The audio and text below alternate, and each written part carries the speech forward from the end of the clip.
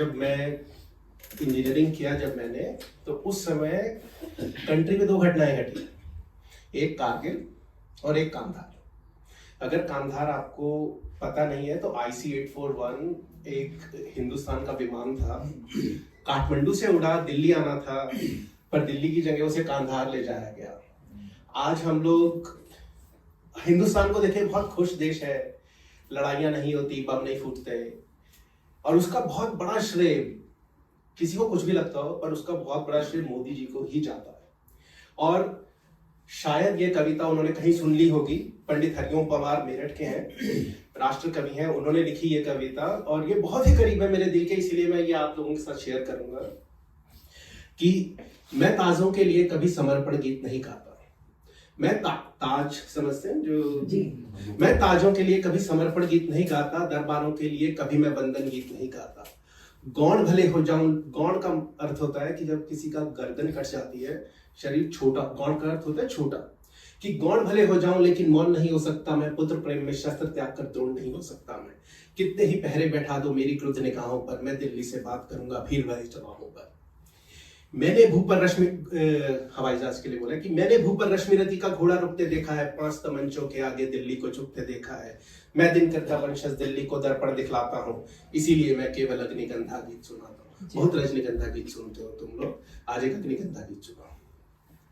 कि जब भारत का यान खड़ा था कंधारों की धरती पर, जब भारत का यान खड़ा था कंधारों की धरती पर, असमंजसता बनी हुई थी भारतीयों की मुक्ति पर, भीम छुपाकर मुंह बैठे थे बेशर्मी के दामन में, अर्जुन का गांडीव पड़ा था कायरता के आंगन में, और रावण अट्टहास करता था पंचवटी की राहों पर, राम घिरे लाचार खड़े थे गठबंधन की बाहों में। गठबंधन की सरकार थी हमारी, और हम हमदर्दी ढूंढ रहे थे किन में, हम हमदर्दी ढूंढ रहे थे काबुल वाले गैरों में, हमने टोपी जाकर रख दी अफगानों के पैरों में। और वो अफगान जो आतंकों की शैली गढ़ते देखे हैं, जिनके हाथ केसर की क्यारी तक बढ़ते देखे, जो दामन में ओसामा बिन लादेन छुपा कर बैठे थे, उनकी मक्कारी बातों से मेरा भारत चला गया और वार्ता करने उनके दरवाजे पर चला गया। भारत खून सने हाथों से हाथ मिलाने पहुंच गया, एक शेर कुत्तों के आगे पूंछ हिलाने पहुंच गया। और अफगानी तन के उजले, अफगानी तन के उजले लेकिन मन के काले थे, उनके सारे पासे मामा शकुनी वाले थे, कांधार से थे वो भी, कि उनके सारे पासे मामा शकुनी वाले थे, उनसे कोई उम्मीद रखना दिल्ली की नादानी थी, इस चौसर में हार युधिष्ठिर की निश्चित हो जानी थी। दिल्ली के दरबार फैसले गलत वर्ण कर बैठे हैं, पांडव खुदी पांचाली का चीर हरण कर बैठे हैं, मैं दरबारों की लाचारी को चाणक्य पढ़ाता हूँ, इसीलिए मैं केवल अग्निगंधा गीत सुनाता हूँ।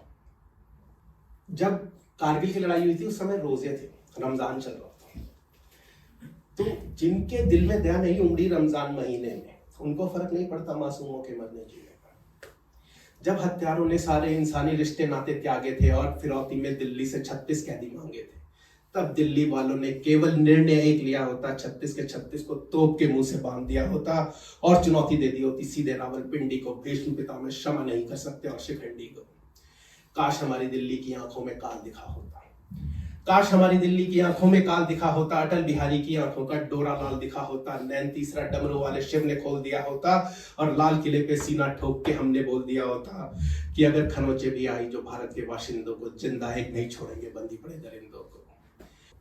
लेकिन हम तो हर कीमत पर समझौते के आदी हैं, लेकिन हम तो हर कीमत पर समझौते के आदी हैं, गाल पे चांटा खाते रहने वाले गांधीवादी हैं। कायरता का ये खेल ना हुआ होता, गद्दी पर अगर सरदार पटेल हुआ होता, आतंकों की उम्र सांझ कर दी जाती, उग्रवाद की कोख बांझ कर दी जाती। मैं इस नादानी पर मुट्ठी कसकस कर रह जाता हूँ, इसीलिए मैं केवल अग्निगंधा गीत सुनाता हूँ।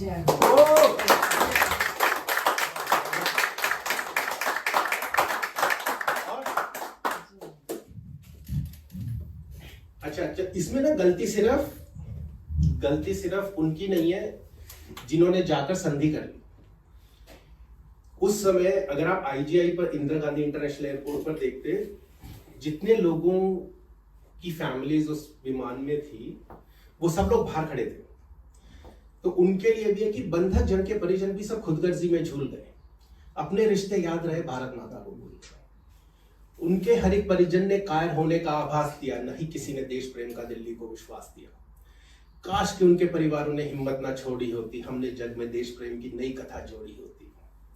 बंधक जन के परिवारों की भी कुछ जिम्मेवारी थी, सच पूछो तो दिल्ली उनके परिवारों से हारी थी। और क्या ये देश उसी का है जो सीमा पे मर जाता है?